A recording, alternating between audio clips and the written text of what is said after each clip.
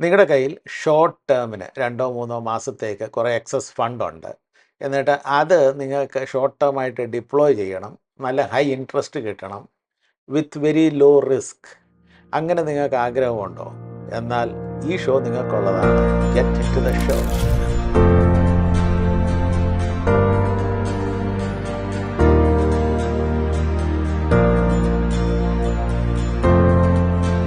ഈ സംവിധാനത്തിൻ്റെ പേരാണ് ഡിസ്കൗണ്ടഡ് ഇൻവോയ്സിങ്. ഈ ഡിസ്കൗണ്ടഡ് ഇൻവോയ്സിങ് എങ്ങനെ വർക്ക് ചെയ്യുന്നുള്ള കാര്യം ഞാൻ നിങ്ങൾക്ക് എക്സ്പ്ലെയിൻ ചെയ്തു തരാം. ഒരു എക്സാമ്പിൾ എടുക്കുകയാണ്.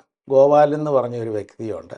അദ്ദേഹത്തിന് ഒരു ബോട്ടിൽ നിർമ്മാണ പ്ലാന്റ് ഉണ്ട്. ഒരു കൊച്ചു സ്മോൾ സ്കെയിൽ ഇൻഡസ്ട്രിയാണ്. ബോട്ടിൽ നിർമ്മിക്കുകയാണ്.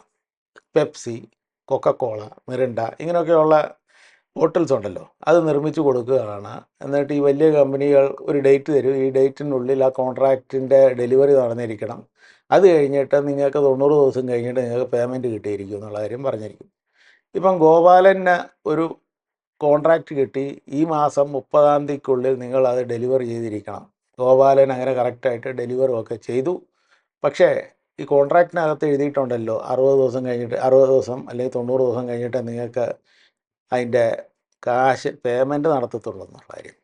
അന്നേരം അതിന് ഗോപാലൻ ഈ 90 ദിവസത്തേക്ക് എങ്ങനെയാണ് വർക്കിംഗ് ക്യാപിറ്റൽ ഇല്ലാതെ നടക്കുന്നത്?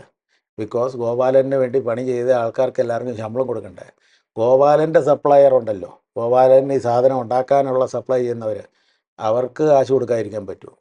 ബിക്കോസ് ഈ വലിയ കമ്പനീസിന് ഒരു ലിവറേജ് ഉണ്ട്. അവർ വലുതായതുകൊണ്ട് അവർക്ക് ഡിലേഡ് പേയ്മെൻറ്റ്സ് നടത്താം. പക്ഷേ ഈ സ്മോൾ കമ്പനീസിന് അങ്ങനെ ഒരു ലിവറേജ് എടുക്കാൻ പറ്റത്തില്ല. അല്ലെങ്കിൽ പിന്നെ നാളെ തൊട്ട് അവൻ്റെ സപ്ലയറും തരത്തില്ല. അങ്ങനെയൊക്കെയുള്ള പ്രശ്നങ്ങളുണ്ട്. അന്നേരം ഈ ഒരു പ്രശ്നത്തെ കടക്കുവാനായിട്ട് ഗോപാലൻ യൂസ് ചെയ്യുന്ന ഒരു സംവിധാനമാണ് ഡിസ്കൗണ്ടഡ് ഇൻവോയ്സിങ്. അന്നേരം ഡിസ്കൗണ്ടഡ് ഇൻവോയ്സിങ് എങ്ങനെയാണ് നടക്കുന്നത്? ഈ ഡിസ്കൗണ്ടഡ് ഇൻവോയ്സിങ് എങ്ങനെയാണ് നടക്കുന്നതെന്നുള്ള കാര്യം പറയുന്നതിന് മുമ്പ്, ഈ ഡിസ്കൗണ്ടഡ് ഇൻവോയ്സിങ് ഇല്ലായിരുന്നെങ്കിൽ ഗോപാലൻ എന്ത് ചെയ്തേനെന്നുള്ള കാര്യം കൂടെ നമുക്കൊന്ന് ഓർത്ത് നോക്കാം. ഇപ്പോൾ ഡിസ്കൗണ്ടഡ് ഇൻവോയ്സിങ് ഇല്ല. അന്നേരം ഗോപാലൻ ആരുടെയെങ്കിലും കയ്യിൽ നിന്ന് കടം മേടിക്കേണ്ടി വരും. കടം മേടിക്കുമ്പോൾ ചിലർ പലിശയായിട്ടേ കടം കൊടുക്കത്തുള്ളൂ. അങ്ങനെയൊക്കെയുള്ള സംവിധാനമുണ്ട്. അല്ലെങ്കിൽ നോർമലി ബാങ്കിൽ പോയി കഴിഞ്ഞ് കഴിഞ്ഞാൽ ബാങ്കിനോട് പറയുക, വേണ്ട ഇത് ഞാൻ പ്രോഡക്റ്റ് ഡെലിവറി ചെയ്ത് കഴിഞ്ഞു, ഈ ഒരു 90 ദിവസത്തേക്ക് എനിക്ക് താൽക്കാലികമായിട്ട് ഇച്ചിരി കടം വേണം. എന്നിട്ട് ബാങ്ക് അതൊക്കെ ഒന്ന് പേപ്പറൊക്കെ നോക്കും, ഓത്തൻറ്റിക്കാണ് ശരിയാണെന്നുള്ള കാര്യം അറിഞ്ഞു കഴിയുമ്പോഴത്തേക്ക് ബാങ്ക് അവർക്ക് ചിലപ്പം കടം കൊടുത്തെന്ന് ഇരിക്കും. എന്നിട്ട് അതിന് ഒരു തരം പലിശയും എടുക്കും. പിന്നെ ചിലപ്പം കോലാറ്ററലും കൂടെ വെക്കും. പക്ഷേ ബാങ്കിൻ്റെ പ്രോസസ്സ് നമുക്കെല്ലാവർക്കും അറിയാമല്ലോ, അത് അത്ര എളുപ്പമൊന്നും നടത്താൻ പറ്റത്തില്ല. അവർ നമ്മളെ കൊണ്ട് ഉള്ള ഡോക്യുമെൻറ്റും അതും ഇതുമൊക്കെ വരുത്തിയിട്ട് ആ പരിപാടി കഴിയുമ്പോഴേ അടുത്ത 90 ദിവസം കഴിയും. പിന്നെ ഗോപാലൻ പറയുമോ എന്നാൽ വേണ്ട, ഞാൻ ഇവിടുന്ന് ഡയറക്റ്റ്ലി വാങ്ങിക്കോളാം. പക്ഷേ ആ 90 ദിവസത്തേക്ക് ഗോപാലൻ്റെ പല കാര്യങ്ങൾ തകിടം മറിഞ്ഞ് കിടന്നിരിക്കും. അങ്ങനെയൊക്കെയുള്ളൊരു സംവിധാനമുണ്ട്. അന്നേരം ഈ ബാങ്കിൻ്റെ ഈ നോർമൽ പ്രോസസ്സിൽ നിന്ന് മറികടക്കുവാനുള്ള പരിപാടിയാണ് ഡിസ്കൗണ്ടഡ് ഇൻവോയ്സിങ്. ഈ ഡിസ്കൗണ്ടഡ് ഇൻവോയ്സിങ്ങിനകത്ത് നമുക്ക് ക്വിക്കായിട്ട് നമ്മൾ വിചാരിക്കുന്ന നിമിഷം ഇന്ന് എനിക്ക് പണം വേണമെന്ന് പറഞ്ഞു കഴിഞ്ഞാൽ ഇന്ന് തന്നെ വൈകുന്നേരം എനിക്ക് പണം കിട്ടിയിരിക്കും. അന്നേരം എൻ്റെ പേയ്മെൻറ്റ്സ് ഞാൻ മറ്റുള്ളവർക്ക് കൊടുക്കാനുള്ള പേയ്മെൻറ്റ്സ് എളുപ്പം നടത്തിയെന്നിരിക്കാം. അന്നേരം അതിനു വേണ്ടി എന്തെങ്കിലും ഒരു അല്പസ്വല്പം വിട്ടുവീഴ്ചയും കൂടെ കാണിക്കണ്ടേ. അപ്പോൾ നമ്മൾക്ക് ഗോപാലനിലേക്ക് തിരികെ മടങ്ങി വരാം. ഗോപാലൻ എൻ്റെ അടുക്കെ വരുന്നു. ഞാൻ ഡിസ്കൗണ്ടഡ് ഇൻവോയ്സിങ് ചെയ്യുന്ന ഒരാളാണ്. അദ്ദേഹത്തിന് ഡെലിവറി കഴിഞ്ഞിട്ട് 5 ലക്ഷം രൂപയാണ് 90 ദിവസം കഴിഞ്ഞിട്ട് കിട്ടാൻ പോകുന്ന കാര്യം, അല്ലെങ്കിൽ പണം. അന്നേരം എൻ്റെ അടുക്കെ വന്നിട്ട് കൊക്കക്കോളയുടെ ബില്ലും താൻ കൊടുത്ത ഇൻവോയ്സും ആ ഡീറ്റെയിലും എല്ലാം കൊണ്ട് എനിക്ക് തരും. എന്നിട്ട് ഞാൻ പറയും, ഓക്കെ, താങ്കൾക്ക് 5 ലക്ഷം രൂപയല്ലേ, ഞാൻ താങ്കൾക്ക് 4,80,000 രൂപ തരും. എന്നിട്ട് താങ്കളുമായി ഞാനുമായിട്ടുള്ള ആ ഇടപാടങ്ങ് തീർന്നു. ഞാൻ കൊക്കക്കോളയിൽ നിന്ന് വരുന്ന ബില്ലിനകത്ത് ഞാനാണ് ഇത് റിസീവ് ചെയ്യുന്നത്. അങ്ങനെ ഞാൻ റിസീവ് ചെയ്യും. എത്ര? 90 ദിവസം കഴിഞ്ഞിട്ട് 5 ലക്ഷം രൂപ. 4,80,000 രൂപ ഞാൻ ഇപ്പോൾ തന്നെ ഗോപാലന് കൊടുത്തു. ഗോപാലൻ്റെ കാര്യങ്ങളൊക്കെ നടക്കുകയും ചെയ്യുന്നു. ഗോപാലന് നഷ്ടമൊന്നും പ്രത്യേകിച്ച് വരുന്നില്ല. ബിക്കോസ് അദ്ദേഹത്തിന് ആകെപ്പാടെ ചിലവ് വന്ന 4 ലക്ഷം രൂപയേ ഉള്ളൂ ഇത് ഉണ്ടാക്കാനായിട്ടുള്ള. പുള്ളി 5 ലക്ഷം രൂപ മാർജിൻ വെച്ച് കൂട്ടി ചെയ്തു. പക്ഷേ ഈ ഒരു ക്യാഷ് ക്രഞ്ചിൽ കൂടെ കടന്നു പോകുവാനായിട്ട് അദ്ദേഹം എനിക്ക് ഒരു 20,000 രൂപയുടെ ഡിസ്കൗണ്ട് തന്നു. അപ്പോൾ ഗോപാലനെതിരെ സന്തോഷമായി.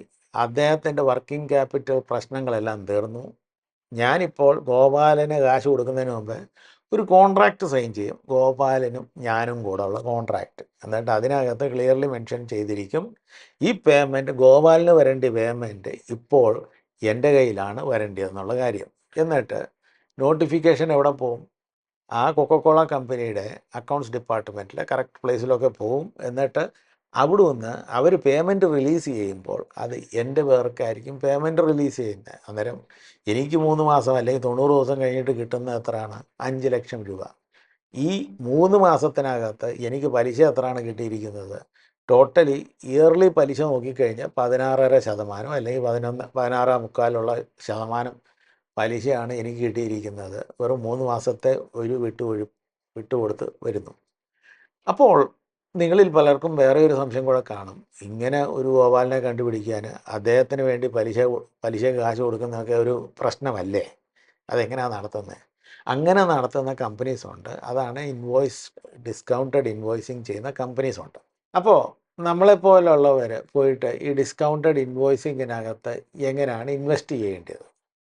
ഡിസ്കൗണ്ടഡ് ഇൻവോയ്സിങ് നമ്മൾ ഗൂഗിളിൽ പോയി സെർച്ച് ചെയ്ത് കഴിഞ്ഞാൽ ഡിസ്കൗണ്ടഡ് ഇൻവോയ്സിങ് നടത്തുന്ന കമ്പനികളുടെ ലിസ്റ്റൊക്കെ കിട്ടും. പല കമ്പനീസുണ്ട്.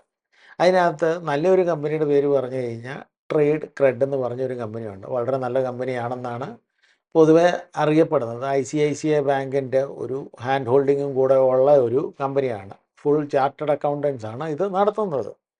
എന്നിട്ട് അവരുടെ വെബ്സൈറ്റിൽ പോവുക, നമ്മൾ ലോഗിനും അങ്ങനെയൊക്കെ ഉള്ള കാര്യങ്ങളൊക്കെ ചെയ്ത് കഴിഞ്ഞിട്ട് നമ്മുടെ KYC നടത്തും. KYCക്കകത്ത് നമ്മുടെ ആധാറും പാൻ കാർഡും എല്ലാം കൊടുക്കണം, ഡീറ്റെയിൽസൊക്കെ കൊടുക്കണം. അവരതൊക്കെ നടത്തിക്കോളും. ഒരു 48 മണിക്കൂർ കഴിഞ്ഞിട്ട് അവർ പറയും നമ്മുടെ അക്കൗണ്ട് അപ്രൂവ് ആയോ ഇല്ലയോ എന്നുള്ള കാര്യം. ഇല്ലെങ്കിൽ കാരണം കൂടെ പറയും, അതും കൂടെ റെക്ടിഫൈ ചെയ്യണം. യൂഷ്വലി എല്ലാവരുടെയും നിങ്ങളുടെ ആധാറും പാനും വലിയ കോംപ്ലിക്കേഷൻസ് ഒന്നും ഇല്ലെങ്കിൽ അതങ്ങ് കയറിക്കോളും.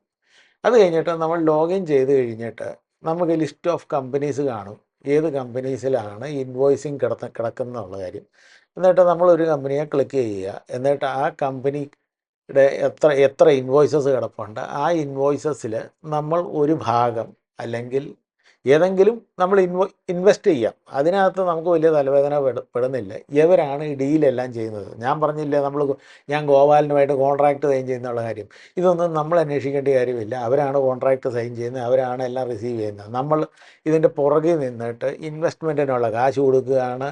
എന്നിട്ട് കിട്ടുന്ന പലിശ നമ്മൾ വാങ്ങുകയാണ്. അവരാണ് ഡീൽ ചെയ്യുന്നത്. അന്നേരം കൂട്ടത്തിൽ നമ്മുടെ കാശ് അവർ ഡീൽ ചെയ്യുന്നതിൻ്റെ കൂട്ടത്തിൽ ഒരു പെർസെൻറ്റേജ് അവർക്കൂടെ ന്യായമായിട്ട് കിട്ടേണ്ട കാര്യമുണ്ടല്ലോ, അതും കൊടുക്കും. പക്ഷേ അത് കഴിഞ്ഞിട്ട് ബാക്കി കിട്ടുന്ന നല്ലൊരു എമൗണ്ട്, നല്ലൊരു പലിശയാണ് നമുക്ക് കിട്ടുന്നത്.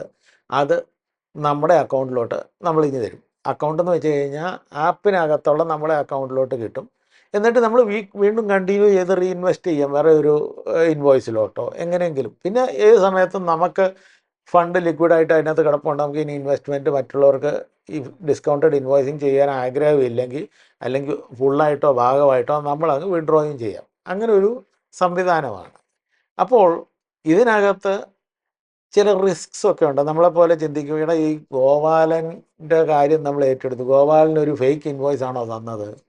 രണ്ടാമത് ഗോപാലൻ സപ്ലൈ ചെയ്ത സാധനം അത് ക്വാളിറ്റി ഇല്ലെങ്കിൽ പിന്നെ ആ കമ്പനി അങ്ങ് റിജക്റ്റ് ചെയ്യുമല്ലോ, പിന്നെ അവർ കാശ് തരാൻ മടിക്കുമല്ലോ, അല്ലെങ്കിൽ അവർ തരാതിരിക്കുമല്ലോ. ഈ വക കാര്യങ്ങളൊക്കെ നമ്മൾ ചിന്തിക്കും. അതൊക്കെ ഒരു റിസ്ക്കാണ്. പക്ഷേ ഈ റിസ്കിനെ മിറ്റിഗേറ്റ് ചെയ്യുവാനാണ് നമ്മൾ ഇങ്ങനത്തെ കമ്പനിയുടെ ത്രൂ പോകുന്നത്. അല്ലെങ്കിൽ ഡയറക്റ്റ്ലി നമുക്ക് ഗോപാലന്മാരെ കണ്ടു കേട്ടി കഴിഞ്ഞപ്പോഴത്തേക്ക് ഈ കമ്പനിക്ക് ഇടനില ഫീസൊന്നും കൊടുക്കേണ്ട കാര്യം പോലും ഇല്ലല്ലോ. അങ്ങനെ ഒരു സർവീസ് ഇവർ ചെയ്തു തരുന്നുണ്ട്. ആ ഡീറ്റെയിൽസ് ഞാനിപ്പോൾ ഒന്ന് നിങ്ങൾക്ക് ലിസ്റ്റ് ചെയ്ത് തരാം. പ്രൈമറിലി 3 റിസ്ക് ഉണ്ട്. ഡിഫോൾട്ട് ചെയ്യുന്ന റിസ്ക് ഉണ്ട്. ആ ഇൻവോയ്സിങ് ചെയ്ത കമ്പനി അവരങ്ങ് ഡിഫോൾട്ട് ചെയ്ത് കഴിഞ്ഞാൽ അതൊരു റിസ്ക് അല്ലേ. രണ്ടാമത്തെ റിസ്ക് എന്ന് വെച്ച് കഴിഞ്ഞാൽ അവർ പേയ്മെൻറ്റ് ഡിലേ ചെയ്താലോ. ഇപ്പം നമ്മൾ 60-ാമത്തെ ദിവസമോ 90-ാമത്തെ ദിവസമോ നമ്മൾ പേയ്മെൻറ്റ് എക്സ്പെക്റ്റ് ചെയ്തുകൊണ്ടിരിക്കുകയാണ്. പക്ഷേ അവരൊരു 10 ദിവസം കൂടെ നീട്ടി അങ്ങ് കഴിഞ്ഞിട്ട് അവർ പേയ്മെൻറ്റ് തരുന്നുള്ളൂ. അന്നേരം ആ ഒരു 10 ദിവസം അല്ലെങ്കിൽ 5 ദിവസത്തിൻ്റെ പലിശ മാറുന്നുണ്ടല്ലോ, നമുക്ക് കിട്ടാതിരിക്കുമല്ലോ. അത് കിട്ടാതിരിക്കരുത്. അതും കൂടെ കൂട്ടത്തിൽ കിട്ടേണ്ട രീതി മാത്രമേ ഉള്ളൂ ഈ ഇടനില കമ്പനി ഡീൽ ചെയ്യുന്നത്. ഓക്കെ. പിന്നെ അടുത്തതെന്ന് വെച്ച് കഴിഞ്ഞാൽ ഞാൻ നേരത്തെ പറഞ്ഞ പോലെ ഫ്രോഡുലൻ്റ് ഇൻവോയ്സ്.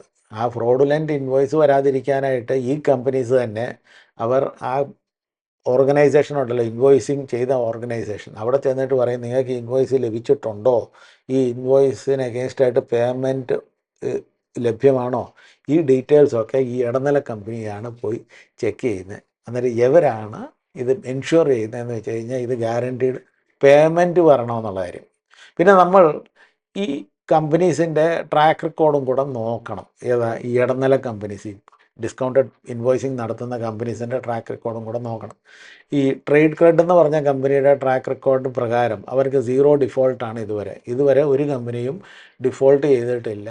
അതുകൊണ്ട് റീസൺ പ്രൈമർലി അവർ പറയുന്ന റീസൺ എന്ന് വെച്ച് കഴിഞ്ഞാൽ അവരെപ്പോഴും റെപ്യൂട്ടഡ് ബ്രാൻഡ്സുമായിട്ട് ഡീൽ ചെയ്യാറുള്ളൂ. അവരല്ലാതെ അല്ലറ ചില്ലറ കമ്പനികളുമായിട്ട് ഡീൽ ചെയ്യുന്നില്ല. അങ്ങനെ റെപ്യൂട്ടഡ് ബ്രാൻഡ്സ് എന്ന് വെച്ച് കഴിഞ്ഞാൽ അവരുടെ ബ്രാൻഡ് നെയിമിനെ ഏത് രീതിയിലെങ്കിലും ബാധിക്കുന്ന കാര്യങ്ങൾ അവർ ചെയ്യത്തില്ല. ബിക്കോസ് അതിൻ്റെ ബേസിസിലല്ലേ അവർ നിലനിൽക്കുന്നത് തന്നെ. പിന്നെ ഞാൻ നേരത്തെ പറഞ്ഞല്ലോ, ഫ്രോഡുലൻ്റ് ഇൻവോയ്സിങ് പറ്റത്തില്ല. വേറെ ഒരു കാര്യം കൂടെ, അവരുടെ ഈ കാശ് വരുന്നതെല്ലാം ഒരുതരം എസ്ക്രോ അക്കൗണ്ടിലോട്ടാണ്. അന്നേരം ആ എസ്ക്രോ അക്കൗണ്ടിലോട്ട് വന്നു കഴിയുമ്പോഴത്തേക്ക് അറ്റ്ലീസ്റ്റ് ആ പണത്തിൻ്റെ മുകളിൽ അല്ലെങ്കിലും നമുക്കൊരു പിടി കിട്ടും. അത് വേറെ ഡിസ്പ്യൂട്ടിൽ പോയി കഴിഞ്ഞാൽ പോലും നമുക്കൊരു രീതിയിലുള്ള ഒരു കൺട്രോൾ മെക്കാനിസമുണ്ട്. പിന്നെ ഡുവൽ റെക്കോഴ്സ് മെക്കാനിസം കൂടെ ഉണ്ട്. ഡുവൽ റെക്കോഴ്സ് മെക്കാനിസം എന്ന് പറഞ്ഞു കഴിഞ്ഞാൽ നമ്മുടെ ഗോപാലൻ ഈക്വലൻ്റ് ആളുണ്ടല്ലോ, അദ്ദേഹം ബില്ലുമൊക്കെ ബില്ലുമൊക്കെ നമുക്ക് തന്നിരിക്കുന്നുണ്ട്. പക്ഷേ ഏതെങ്കിലും കാരണവശാൽ, എസ്പെഷ്യലി ഞാൻ നേരത്തെ പറഞ്ഞ പോലെ നിങ്ങളുടെ ഇപ്പം ഡെലിവർ ചെയ്ത ആ പ്രോഡക്റ്റ്, സപ്ലൈ ചെയ്ത പ്രോഡക്റ്റ് അത് സ്റ്റാൻഡേർഡ്സ് ഇല്ലാത്തതാണെന്നോ അതല്ലെങ്കിൽ ക്വാളിറ്റി മോശമാണെങ്കിൽ ആ കമ്പനി, ഇൻവോയ്സ് ചെയ്ത കമ്പനി ചിലപ്പം കാശ് തിരിച്ചു തരാതിരിക്കും. അന്നേരം അതിനുവേണ്ടി നമ്മളെങ്ങനെയാണ് റിസ്ക് മിറ്റിഗേഷൻ ചെയ്യുന്നത്? അതെന്ന് വെച്ച് കഴിഞ്ഞാൽ കോലാട്രൽ വെച്ചിട്ട്, ഇപ്പം ഗോപാലൻ്റെ കയ്യിൽ നിന്ന് തന്നെ ഞാൻ ഗോപാലൻ്റെ കമ്പനിയുടെ ലാൻഡിൻ്റെ ഡോക്യുമെൻറ്റ് കോലാട്രൽ വെക്കും. അങ്ങനെ എന്തെങ്കിലുമൊക്കെ ഒന്ന് കോലാട്രൽ വെച്ച് കഴിയുമ്പോഴത്തേക്കേ ഉള്ളൂ ആ റിസ്ക് മിറ്റിഗേറ്റ് ആകുന്നത്. അങ്ങനെയും ഈ ഇടനില കമ്പനീസ് അല്ലെങ്കിൽ ഡിസ്കൗണ്ടഡ് ഇൻവോയ്സിങ് ചെയ്യുന്ന കമ്പനീസ് ചെയ്തിരിക്കും. അതുകൊണ്ട് നിങ്ങൾ ഇതൊക്കെ ഒന്ന് മനസ്സിലിരുത്തി വെച്ചിട്ട് വേണം നിങ്ങളുടെ പണം ഇതിനകത്തോട്ട് ഇടുന്നത്. പക്ഷേ അത് യൂഷ്വലി ഈ കമ്പനീസ് എല്ലാം ഇത് ചെയ്തിരിക്കുന്നതാണ്. സോ നിങ്ങളുടെ പണം നിങ്ങൾക്ക് ഇച്ചിരൂടും നല്ലപോലെ പ്രൊഡക്റ്റീവായിട്ട് ഇൻവെസ്റ്റ് ചെയ്യുകയും ചെയ്യാം, എന്നിട്ട് ബെറ്റർ റിട്ടേൺസ് നിങ്ങൾക്ക് കിട്ടും. വീഡിയോ ഇവിടെ അവസാനിക്കുന്നു. വീഡിയോ ഇഷ്ടപ്പെട്ടിട്ടുണ്ടെങ്കിൽ ലൈക്ക് ചെയ്യുക, ഷെയർ ചെയ്യുക, സബ്സ്ക്രൈബ് ചെയ്യാത്തവർ സബ്സ്ക്രൈബ് ചെയ്യുക, ബെൽ ഐക്കൺ ഒന്ന് ടിങ് എന്ന് അമക്കിക്കാട്ടെ. So till we meet again, piece.